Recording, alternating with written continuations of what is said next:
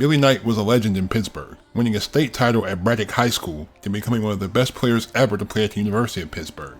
Billy started his pro career in the ABA, where he was a star almost immediately, earning an All-Star nod and an All-ABA selection in his second season. His best attribute was his highly efficient scoring, as he had an excellent mid-range shot while being comfortable with his back to the basket. He could also put the ball on the floor, using various upfakes and spin moves to get to the rim and finish. Billy was a great athlete, so he could play the 2 or the 3, plus he wasn't a slouch on defense. After the merger, he made 2 more All-Star appearances, but he suffered a knee injury during his stint in Buffalo. He was no longer the elite scorer he used to be, but he was still able to stick around as the reliable offensive option. After retirement, he was still close to the game, landing several front office roles. Billy Knight's prime was short, but he still should be remembered for his elite play during the last few years in the ABA. Welcome to PG Hoops, and this is another episode of ABA Tales.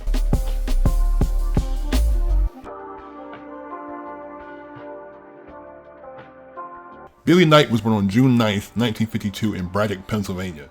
He attended Braddock High School and helped them win the 1970 section high school championship. The 6'6" Billies decided to stay close to home, attending the University of Pittsburgh. The Panthers were a rebuilding school, so Billy had ample opportunity to play. They lost 3 out of their first 4 games, and they were above 500 only once this season. They finished at 9-12, and since they were an independent team, there was no conference tournament. Billy was one of the best players in the nation though, averaging 21 points, 12 rebounds, and 2.5 assists on 54% shooting. The Panthers were still rebuilding in 1972, but Billy was putting up amazing numbers. He dropped 37 against UCLA, 33 against Notre Dame, 32 against Kent State, and 31 against George Washington. Despite his great contributions, the Panthers had one of the worst offenses in the country, finishing 12-14. Billy averaged 24 points, 11 rebounds, and 3 assists. Pittsburgh flipped the switch in 1973 after they lost their opening game to West Virginia, as they didn't lose for 2 months, winning 19 games in a row. They were ranked as high as 7th in the country and they finished 20-3, making a big dance for the first time in 10 years. With the Panthers actually being good, Billy finally got national recognition, being named to the second team All-America, averaging 22 points, 13 rebounds, and 2.5 assists.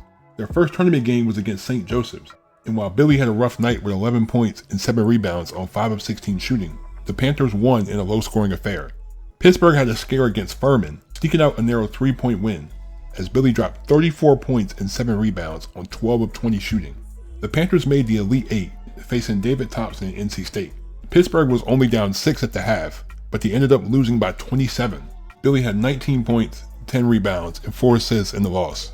After becoming one of the best players in Pittsburgh history, he was drafted by the Pacers and the Lakers, but he chose to play in the ABA. The Pacers were a much different team, although they had just won the title 2 years ago. George McGinnis was the main guy, while Kevin Joyce, Darnell Hillman, Billy, and Don Boozy were the main starters. Billy got off to a great start, shooting 70% in his first 5 games. He dropped 38 points, 14 rebounds, and 4 steals against Denver, 34 points, 16 rebounds, and 3 assists against San Diego, and 39 points, 18 rebounds, and 9 assists against Virginia. His rookie season was stellar, dropping 6 30-point games and 28 double-doubles, ranking among the top 20 in rebounds, steals, and field goal percentage. George was playing out of his mind, averaging 30, 14, and 6, winning the MVP, while Don made the first team all-defense, as the Pacers finished 45-39. In an all-rookie campaign, Billy averaged 17 points, 8 rebounds, 2 assists, and 1.5 steals. Indiana faced San Antonio in the semifinals, and they had gotten out to a 3-0 series lead. They would lose their grip on the series, but Billy went insane after this, averaging 32 points and 10 rebounds on 70% shooting in the last 3 games to help the Pacers win in 6. The division finals against Denver was a highly competitive series that went the distance. Billy had 4 20-point performances, including 44 points on 18 of 22 shooting in Game 2.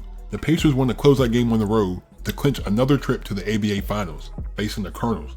Indiana was overmatched, but Billy fought hard to help his team, dropping 28 points, 12 rebounds, and 5 assists in Game 3, and 40 points, 8 rebounds, 4 assists, and 2 steals in Game 5, but Indiana lost this game and the series. George left to join the Sixers in 1975, so Billy had the ultimate green light on a really young team, and he had one of the most underrated seasons ever. In the 3rd game of the year, he had 43 points, 12 rebounds, 7 steals, and 3 blocks. He was one of the ABA's hottest scorers, dropping a new career high of 46 points and 12 rebounds against the Spurs. He had another elite performance against Denver with 33 points, 8 rebounds, 4 assists, and 7 steals. Billy was second in the league in scoring behind Dr. J, while ranking in the top 10 for rebounding. He made his All-Star debut while also being named to the All-ABA first team. Don became the first player ever to lead the league in assists and steals, while Bill Keller was the top three-point shooter. Len Elmore had a career season as well, as their 39 and 45 record secured them a playoff appearance. Billy averaged 28 points, 10 rebounds, 4 assists, and 1.5 steals, as this scoring mark is still the highest single-season average in franchise history. The Pacers faced Kentucky in a best-of-3 first-round series, and Billy carried the team on his back, scoring 43, 28, and 30, but the Pacers would lose Game 3 by 1 point. Indiana began their first NBA season in 1976, and their roster looked a little bit different, as John Williamson and Will Jones were new additions. Billy was still the number one option, and he continued his elite play. He dropped 34 points, 9 rebounds, and 8 assists against the Nets, and 29 points, 5 rebounds, 5 assists, and 4 steals against the Jazz. He was the epitome of efficient production, as he averaged 33 points on 51% shooting in January. He was contributing in other ways as well, dropping 16 double-doubles. He dished at least 5 assists in 17 games, and stole the ball at least 3 times in 12 games. Billy made the All-Star team again, finishing second behind Pistol Pete in scoring, but he was also 18th in offensive rebounds. John dropped 21 a game, while Don led the league in assists and steals again. However, the Pacers were just an average team at this point, finishing 36 and 46, just outside of the playoffs. Billy averaged 27 points, 8 rebounds, 3 assists, and 1.5 steals. Billy would be on the move in the summer, being sent to the Braves for Adrian Dantley and Mike Bannum. Besides Randy Smith and Sven Nader, there really wasn't much else to be excited about in Buffalo, so Billy would be stepping into another large role. In his team debut, he dropped 31 points, 15 rebounds, and 5 assists. He put up 32 points, 7 rebounds, 3 assists, and 6 steals against the Spurs, and 40 points, 8 rebounds, 4 assists, and 7 steals against the Nuggets. Billy had played his way to a third straight All-Star appearance, but in a late February matchup against the Hawks, he went down with a knee injury, sidelining him for the season. The Braves were far from the playoffs, sitting at 18 and 35 at the time of his injury. The two other main pieces were producing as usual, but Buffalo just wasn't good enough to compete, finishing 27 and 55. Billy averaged 23 points, 7 rebounds, 3 assists, and 1.5 steals. Billy would be part of a huge 6-man trade that sent Tiny Archibald to the Celtics. It was an unusual time in Boston, as the Celtics were directionless for the first time in franchise history. They were signing anything with a pulse this year, but Billy was coming back nicely from his injury. He dropped 37 points, 6 rebounds, and 2 steals in his third game as a Celtic. He had a decent stretch as a starter, but the Celtics weren't winning. On January 17th, he was traded back to Indiana for Rick Roby. He still had a nice role and he was scoring well, dropping 31 points and 7 rebounds against LA, and 37 points, 9 rebounds, 8 assists, and 2 steals against Houston. But Indiana was the definition of mid, as a 38 and 44 finish kept them out of the playoffs. Between the two teams, Billy averaged 14 points, 4 rebounds, and 2 assists.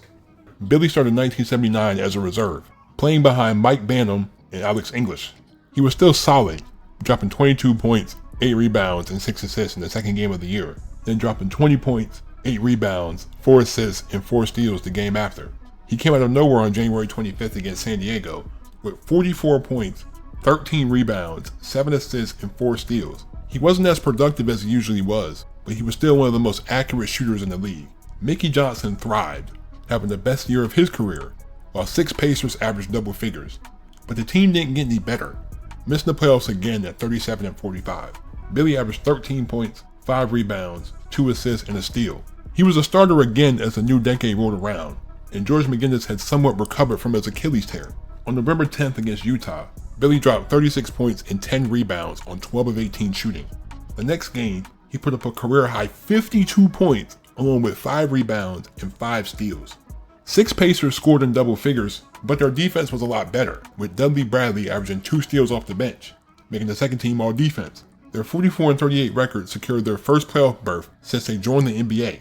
Billy averaged 18 points, 5 rebounds, 2 assists, and a steal. The Pacers faced the Sixers in the first round, and Billy showed out in his NBA playoff debut, dropping 25 points and 7 rebounds, but they still lost by double digits. He put up 12 points, 5 rebounds, and 4 assists in Game 2, but they lost again and were eliminated. Herb Williams was the top draft pick for the Pacers in 1981, but Billy was brought off the bench again. He dropped 3 straight 20-point games to start the season, while he had 11 more 20-point performances, followed by a season-high 34 points, 8 rebounds, and 3 assists against Dallas. Billy was the second leading scorer on the team, but this was more of an indication of how ineffective the Pacers' offense was. They were somehow the best 3-point shooting team, but they were second last inside the arc. Indiana just couldn't figure it out, as they regressed to 37-45, missing the playoffs. Billy averaged 12 points, 3 rebounds, and 1.5 assists.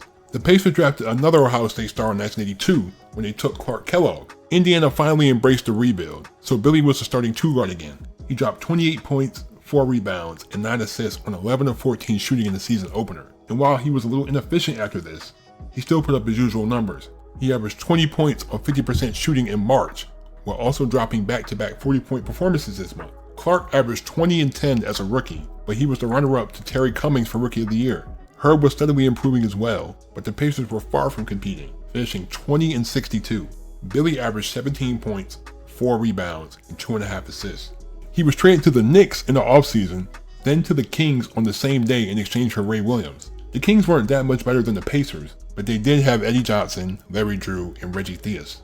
Billy was in the starting lineup, and he was playing well, averaging 17 points on 53% shooting in November. He dropped 22 points, 11 rebounds, 5 assists, and 2 steals against the Pacers, and 33 points on 65% shooting against Chicago. Eddie averaged 22 points a game, but the Kings were fairly average most of the year, finishing 38 and 44.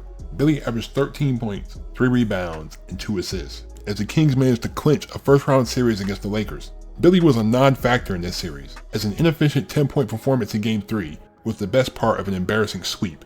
Billy wasn't really featured in the Kings rotation come 1984, so with them sitting at 2-14, he was traded to the Spurs for Mark McNamara. The Spurs were an average team as well, with one of the oldest starting lineups in the league. Billy dropped 21 points in the second game with the team, along with 18 points, 4 rebounds, and 4 steals against the Jazz.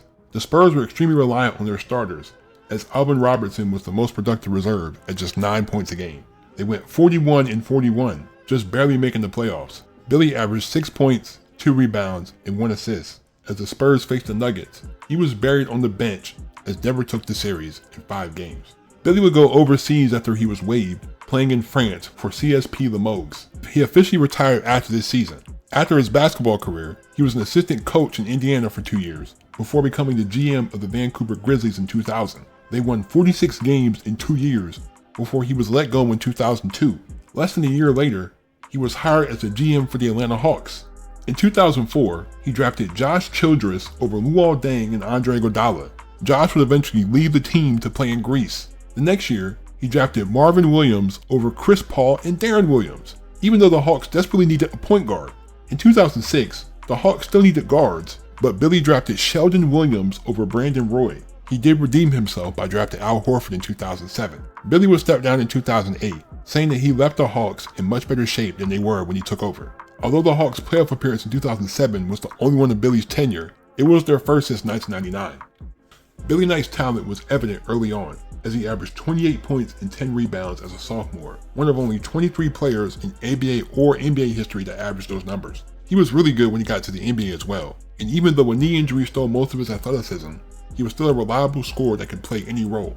Because of his short prime, his accomplishments seemed to fall by the wayside, but he was one of the most promising players that a dying ABA had to offer. Thank you guys, I really appreciate y'all.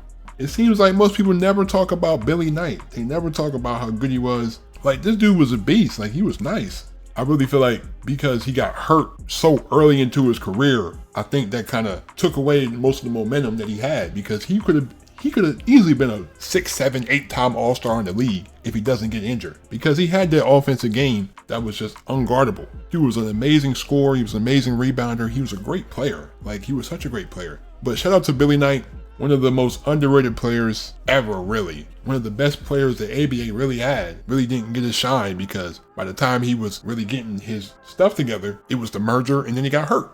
Thank you guys for watching. I really appreciate y'all.